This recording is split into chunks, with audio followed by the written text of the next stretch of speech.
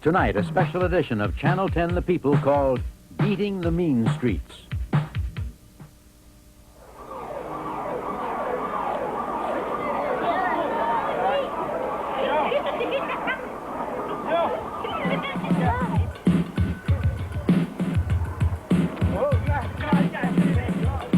Whatever game you've been playing in your life up until now, you're going to need to choose in the next 30 minutes.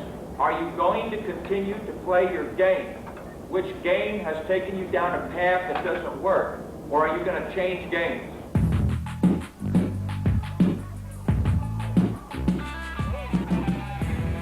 Nowadays, everybody's gonna get high. Everybody want to be the flyest girl in the neighborhood. I carried a gun every day in Ada Lewis. Every day.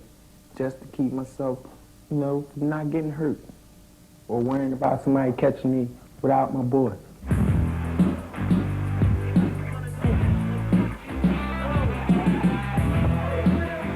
I want to be a successful person and not a failure, because that's all I've been since the 6th grade is a failure. Okay. Up until now. Which way to go now?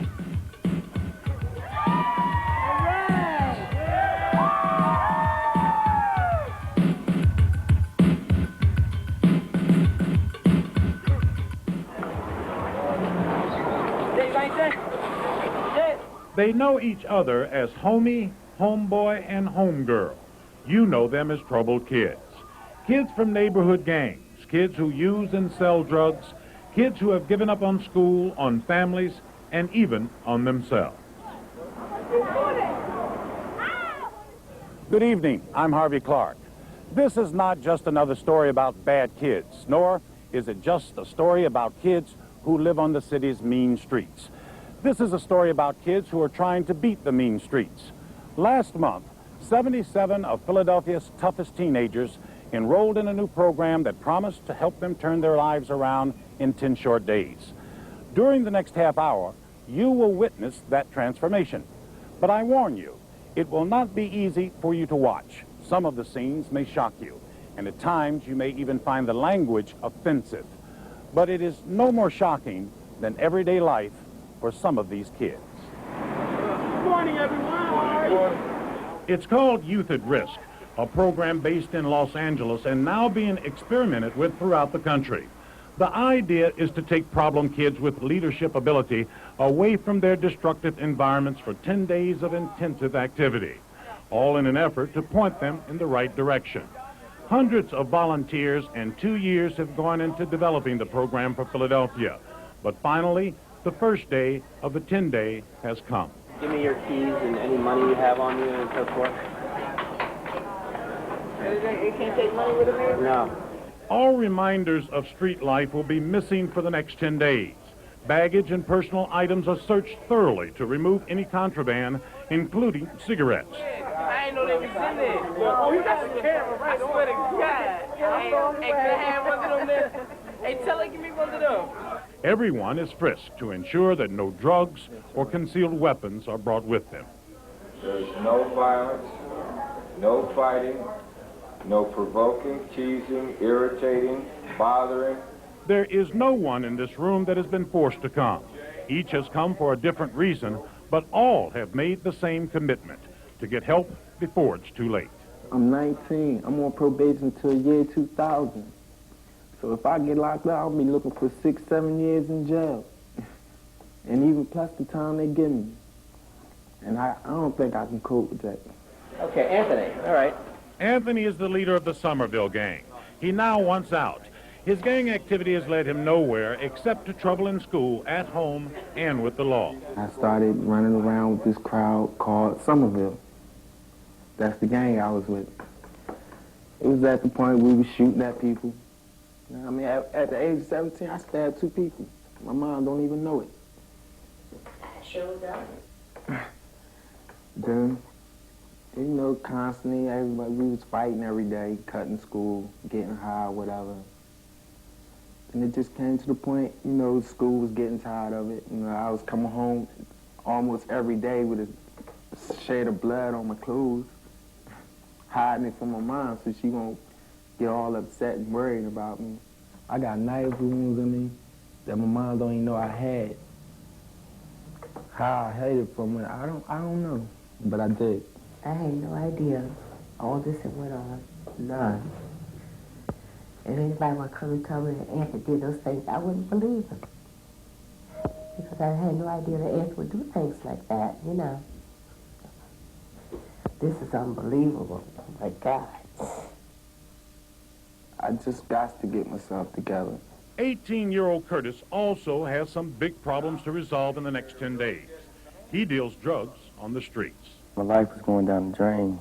You know, I was in the drugs, selling, using here and there, you know. And it was getting scary. People was looking for me. It was affecting my family. They was hurting, and I hate to hurt people, especially my family. And it just was driving me and my whole environment crazy. And I had to stop before I died. You can still make a choice to turn your life around, and this is the opportunity this morning. There's no one in this group who does not belong here. 39% of these kids have been in trouble with the law, 45% arrested, 32% are on probation, and 40% are considered violent. The world doesn't care. They don't care you've had it hard. They don't care your mom or dad's not at home. They don't care the only way you can make money is drugs. They don't care you got a temper and fly off. They don't care what side of the tracks you grew up on or what neighborhood. Nobody cares. This is David Fisher, the course leader of the Youth at Risk program nationwide. He, his staff, and over 100 volunteers will travel with the kids to the campsite. But once there, it will be David Fisher's show.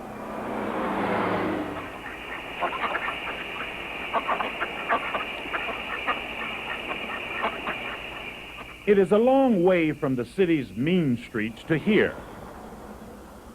110 miles from Philadelphia, far back into the Poconos. For 10 days, it will be a very different world for these kids. 10 days without drugs, 10 days of pinned-up anger waiting to bust loose. 10 days of being forced to take a look inside. And for most of them, it will be the first time. They are anxious and they are frightened. None of them know what to expect or what tomorrow will bring. Welcome to your 10-day course. We'll be right back.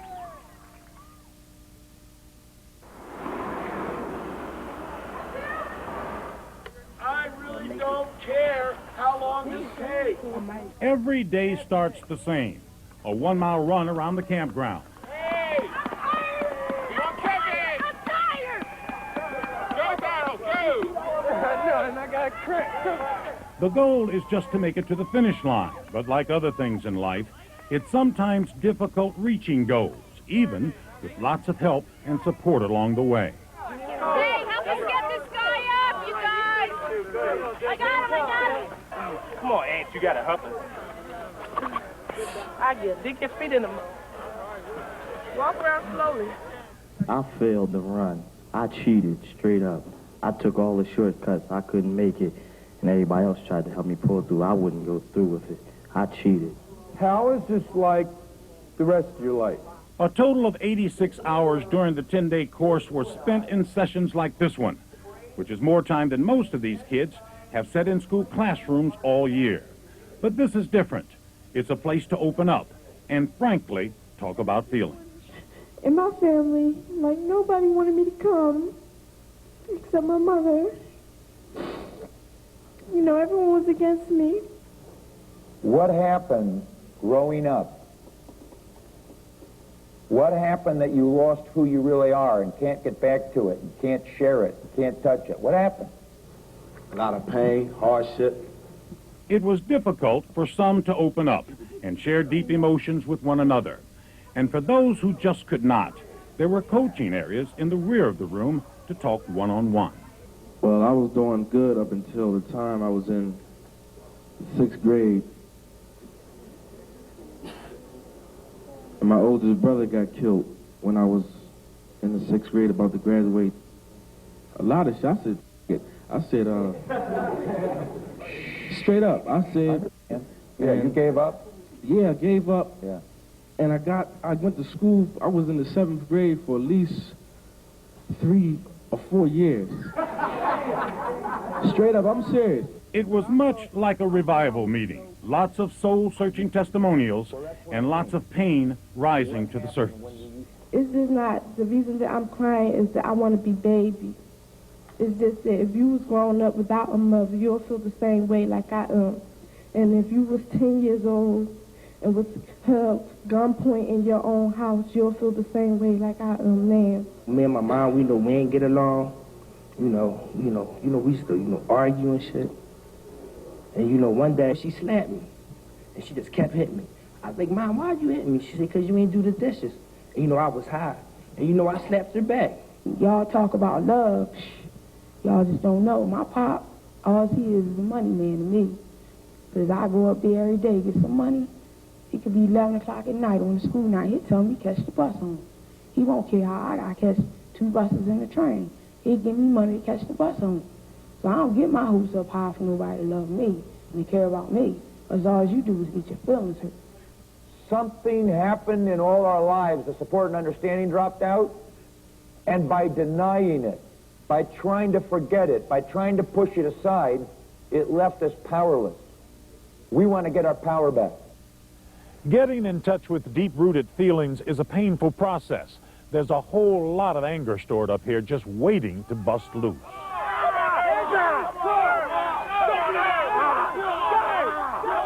By day 3 of the 10-day course, all these physical challenges and all of this structure and regimentation, all of this emotional bloodletting became overwhelming. Some rebelled. I'm not ready no more, Miles. I'm going to tell you right now. Others threatened to leave. I was running that mile yesterday, and I was throwing the up, and y'all motherfuckers lift me up talking about, you can make it. Kiss my ass, I'm going to make it on that bus. And y'all think I'm going to start going to jail. Someone help him. He's got your hand in his okay? Man, I don't mean to disrespect these people. They bullshit me, man. I got all these people up there with me, man. They talking shit. Some slipped back to the old self-defense habits that they had learned on the mean streets. Thomas, normally you blow and run. Don't do that with me. Thomas, are you committed to working it out with me? Man, why y'all treat us Thomas, like you and why me. Why can't you answer my question? I want to. That's all I want you to do. Stop right now and let me answer. I ain't asked you yet. Hurry up. Well, wait a minute. Why you keep talking then? I'm shutting up so you can finish. Why you treat us like research monkeys? Usually after a breakthrough, which we had last night, there's a testing that goes on, and it comes up in many different ways. You can't tell how it's going to come up in any course. But what really happens is people take risks with each other as human beings, and then they want to see, can I count on you? And with all this openness, there's a lot of trust going on and seeking trust, and so it's testing the limits of trust. Although all 79 kids came to work out their problems, not all will make it. But no one expected that in 10 short days that years of social problems would just up and disappear. Just at the point when things appeared to have totally fallen apart, leadership began to emerge. The same type of leadership that you find on the mean streets. But this time, positive leadership. We got to be up here with each other, man. Here it is. We what's the common that was this great fighter's roommate. He got to sleep with that man. And out of it, support for one another. And more importantly, learning how to depend on one another. If I feel as though if I can help these people the best way I can, I'm going to try. Even if we got to cry a little bit or hurt a little bit, I'm going to try. Because that's what we're here for, to get rid of our problems, solve everything we can solve. Tomorrow will be another day, another test, another time for young street toughs to find out how tough they really are. Beating the Mean Streets will return in just a moment.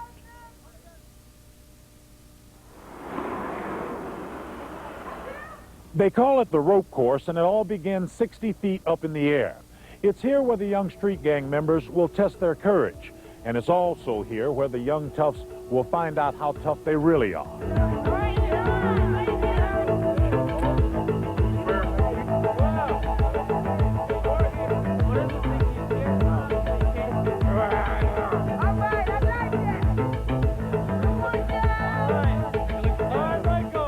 I ain't never been scared like this. You know I swear, man, that shit is scary. For the first time during the entire 10 days, these kids were put to the toughest physical challenge yet.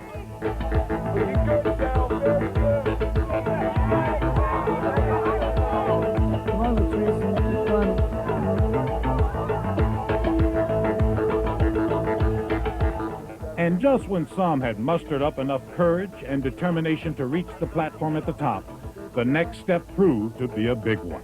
Latrice, open your eyes. Look, push your arms out in front of you and go. Latrice, go now.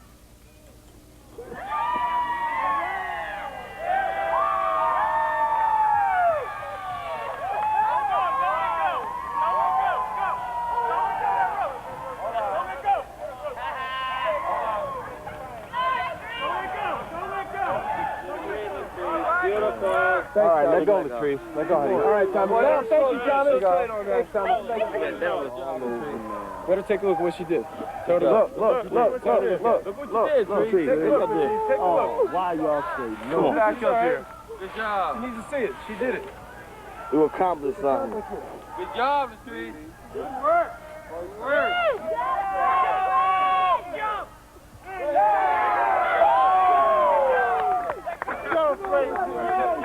Right on, Frank. You did that, John, man. Man.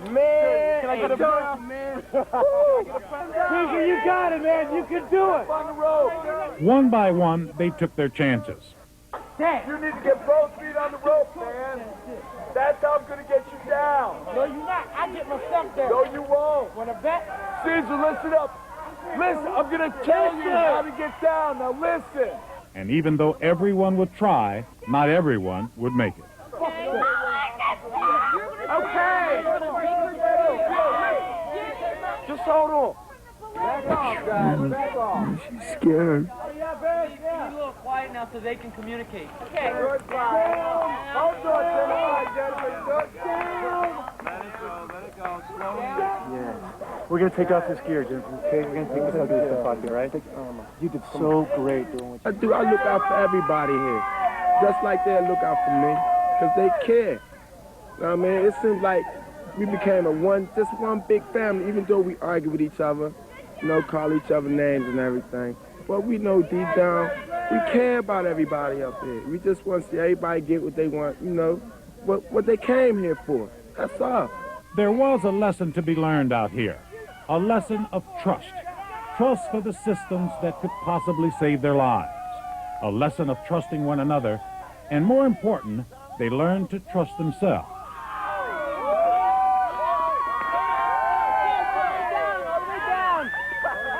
Finally, the last hurdle, a 15-foot wall and only one way to reach the top, and that was depending on one another.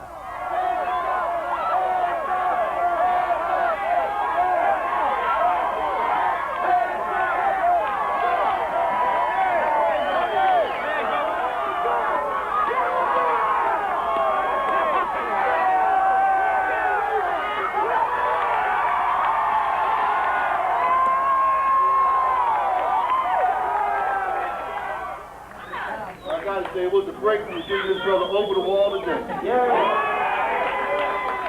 It was the last night. 73 had made it, and 4 had given up and gone back home, unable to conform to any type of regimentation. But for those who stuck it out, it was time to celebrate. Of the most inspirational. He had to come through a whole lot in order to do a lot of the things he did. So let me present to you the winner tonight, Mr. Anthony Williams.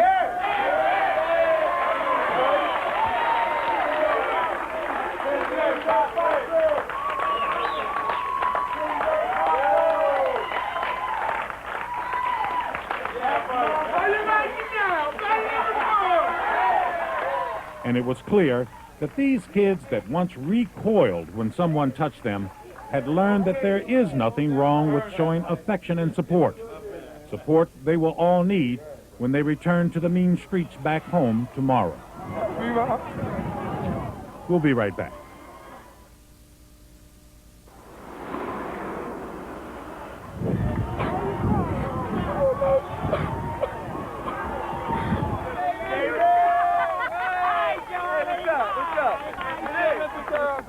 When the graduates of the 10-day Youth at Risk course returned home, there was a noticeable change in all of them.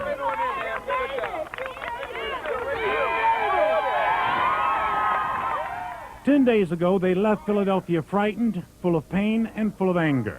And while they have changed, there will still be troubled days ahead. They will fight drugs, and many will slip back to their old ways, back to the mean streets."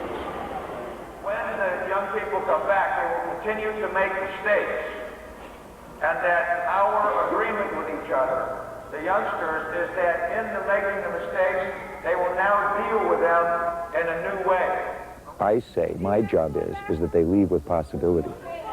Then we've got a year to work with them to use that possibility to turn their lives around.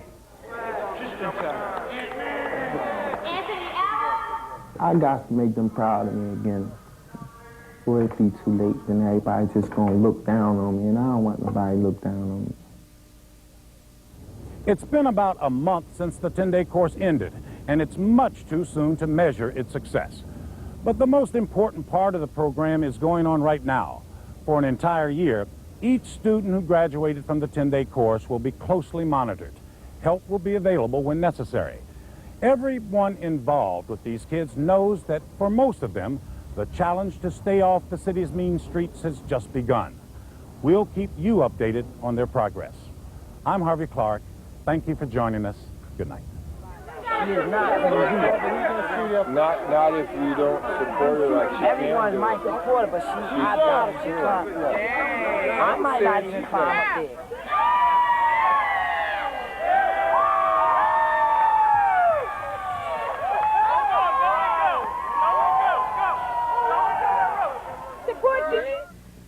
Youth at Risk. It's not only the name of a program, but an accurate description of many of Arizona's young people.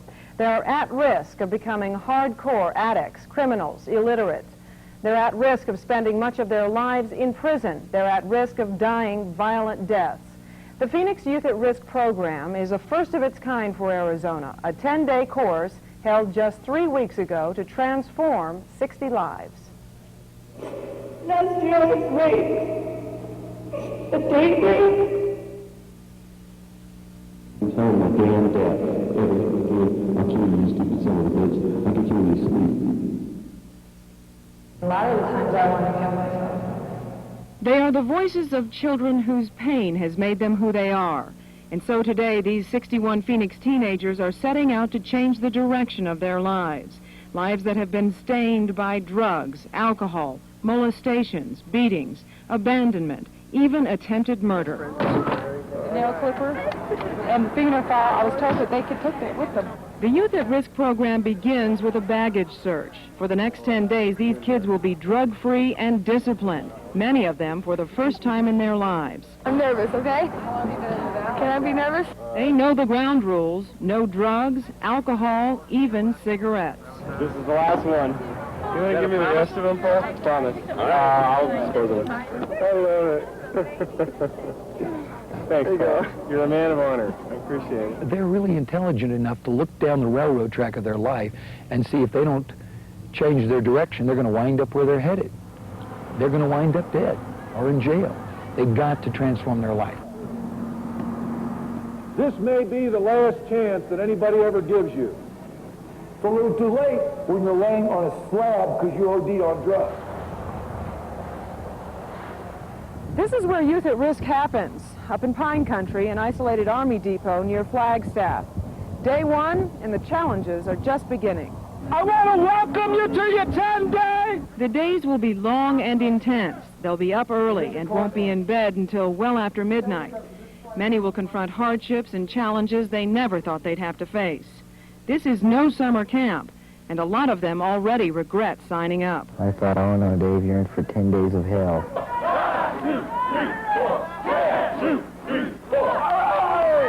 There we go! Day two begins early with calisthenics and a mile-long run.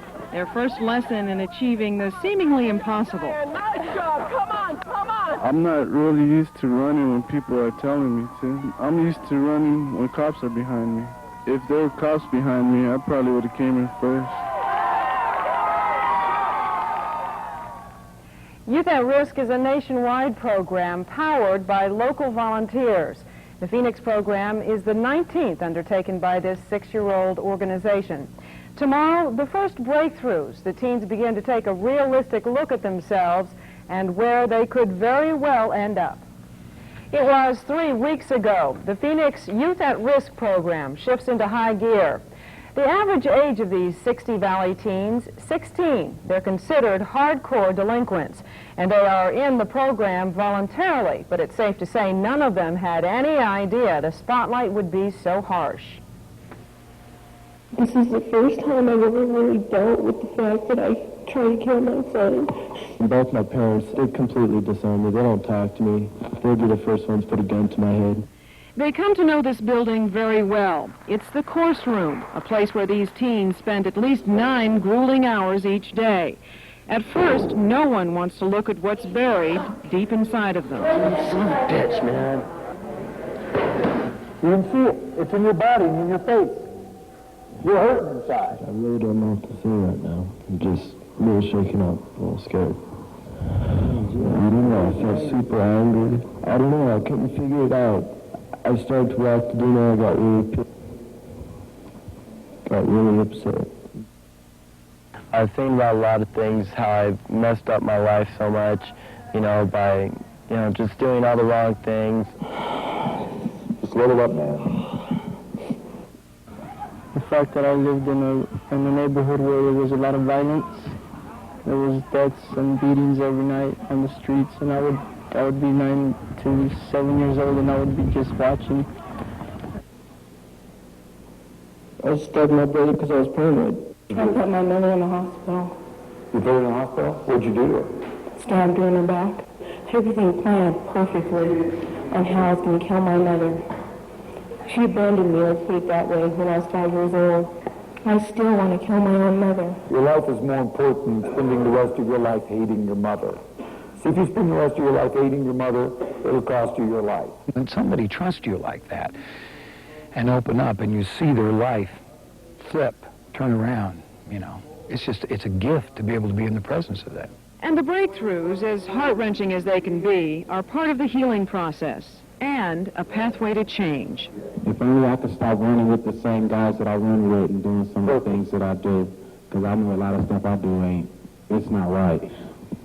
I don't like my life the way it is. You don't, do you? I haven't been able to have enough discipline to be able to do anything. Next time I feel like things are coming down on me too much, I feel it's a lot better to talk to people than run away. Because that's all I've ever done in my life, is run away from my problems. And the inescapable fact is this 6-year-old nationwide program works. Research from previous programs shows felony crime drops by more than half. Drug and alcohol use down by more than a third. Truancy reduced by 75%. Employment up over 500%. Tomorrow, the ropes course. It struck fear in their hearts and satisfaction in their souls. The Phoenix Youth at Risk program is no 10-day getaway in the Pine Country near Flagstaff. It's serious business, the business of preventing 60 Phoenix street kids from becoming crime, drug, gang, and suicide statistics. It all happened 3 weeks ago, and the midpoint, day 5 of the course, was also the high point, a day these teenagers will never forget. It's possibly going to be one of the greatest days, if not the greatest day of your life. Today, you're going to get a lot of instructions about things you don't want to do.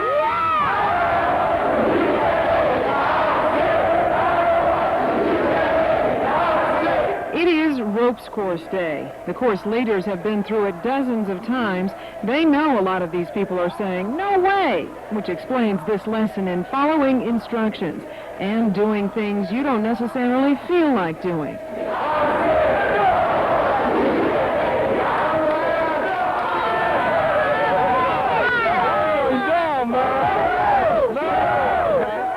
And this is the easy part. They call it the trust fall. Much of the ropes course is built high in the pine forest of the Navajo Army Depot outside Flagstaff. It's sort of an obstacle course designed to push these teens beyond their perceived limitations, physical and mental. The timing, day 5, is not accidental. The whole first part of the course for them is recognizing how hopeless they think it is and how resigned they are to what's possible for them. And then midway through the course, all around the ropes course, is when it really flips over and they see that there really is another possibility. Jerry got the first step. That took it. It was actually like a bird. And then you flew. Yeah. Like an angel. Yeah, like an angel. Thank you. This one's the V-line, 30 feet in the air, balancing on a rope with the help of a partner. You go as far as you can. I think I left my heart up there. I better go back and get it. Scared maybe, but exhilarated. Oh yeah, I left my heart up there as well. Wendy, do not hold on to the tree. Hold on to the ladder. Wendy is attempting the pole, probably the most difficult of the ropes course exercises. The idea is to climb this skinny 25-foot tall tree, stand on the platter at the top, then make a dive for the trapeze. Of course, you can't fall, not with all the safety gear, and you can't help but progress, not with all the encouragement. What's up, baby? Come on, baby, you can do it! I want you to spread your arms out like an eagle, and I want you to lean forward. Go for it, buddy. Go. They are going further than they ever thought possible. They're beginning to understand the satisfaction, even joy, of accomplishment. Great, but also not cheap. $300,000 for the 10-day course, all locally donated. They still need about half that amount. And 350 local volunteers fuel the effort. If you'd like to help in any way or want to know more, you can call Phoenix Youth at Risk at this number, 258-1012. Fascinating program. Great. The Phoenix Youth at Risk 10-day program happened around the 1st of May. Now, 3 weeks later, the 60 teenagers who attended are living with entirely new pictures of themselves, pictures that reveal who they really are underneath the tough, sometimes hateful exteriors. But this day at the Navajo Army Depot outside Flagstaff is May 5th, Cinco de Mayo.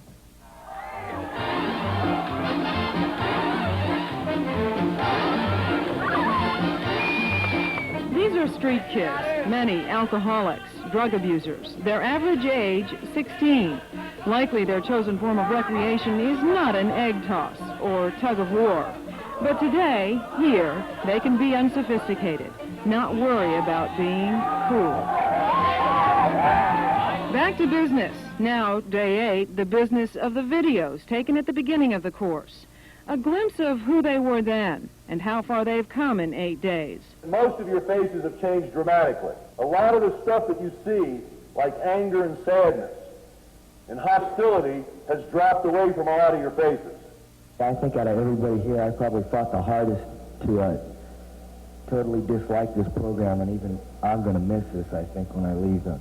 Over this day-and-a-half-long exercise, the course leaders ask each teen over and over, what's your act? That is your front, or attitude. Then, how is that act destroying your life? You know what your problem is? I smoke too much. You smoke too much what? Dope. You sold your life to be high. That is who you are. You are a pothead. You traded love. You traded your education. You traded your future, happiness, achievement, accomplishment, doing something with your life. For what? To suck on weed, man. What? What's your act? What? What's your act? I don't know. Done. And you're not done. Doing burglaries and getting caught, that's dumb. That's a dumb game. But some are starting to dream. And by now, almost everyone here has a pretty good grip on who they are. I'm a flirt. I'm a victim. I'm a druggie. I try to act big. I start a lot of fights. And I'm a dumb fake blonde. Got a PC there, ASU, then transferred in a couple years out to UCLA. And I'm going to be a defense attorney for the state. I look like a demon in there, man. It's been a pleasure having you in the course. Thanks for the having everybody here, too, man. They supported me, And I took that support, man, I did something with it, man. Now I'm looking like that no more. The 60 teens in the Phoenix course are among more than 2,000 around the country who've been through this life-changing experience. It is a private, non-profit, grassroots organization powered by hundreds of volunteers. If you'd like to get involved, here is the number to call, 258-1012. Tomorrow, the 10-day course ends, but as you'll see, it's just the beginning. It is the last day, day 10, of the Youth at Risk course held 3 weeks ago near Flagstaff. It is the end, yet it is just the beginning. The program includes a year-long follow-up. But the last day for these 60 Phoenix teenagers is bittersweet and begins with a last lesson in teamwork and overcoming fear. They call it the wall. Patty Kirkpatrick has more.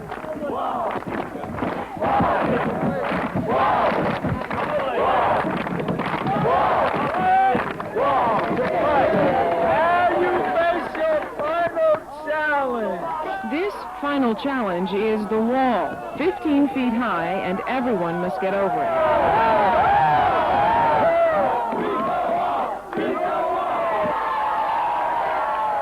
Day 10 in the isolation of Flagstaff. These individuals have become a family, and the formidable wall is just another fun exercise. The future won't be so easy. What are your concerns about going home? They've been shown another direction, away from endless cycles of drugs, alcoholism, abuse, and dead ends. But these new ideas are barely formed and fragile. What happens when newborn minds encounter old environments? Don't worry about can I really make it. I'm just wondering if I'm still going to be respected by my friends and family when I get home. I'm worried about going back to school and my ditching habit. First cigarette somebody offers you. They've had countless breakthroughs. Next, the breakdowns.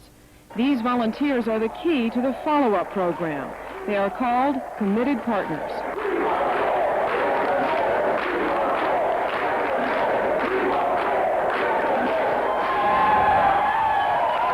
They won't quit for at least a year, providing support, encouragement, tough talk if needed.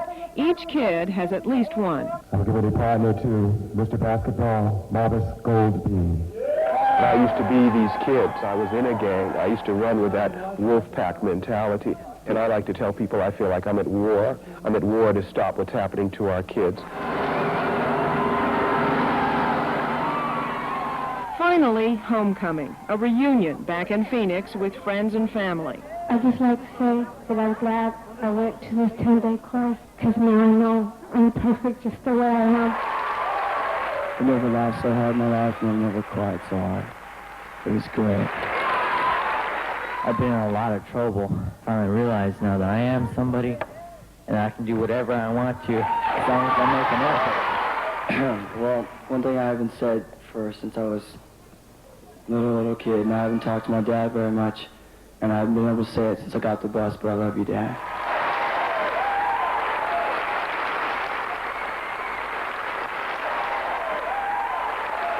I haven't said it in a long time, son, and I do love you too.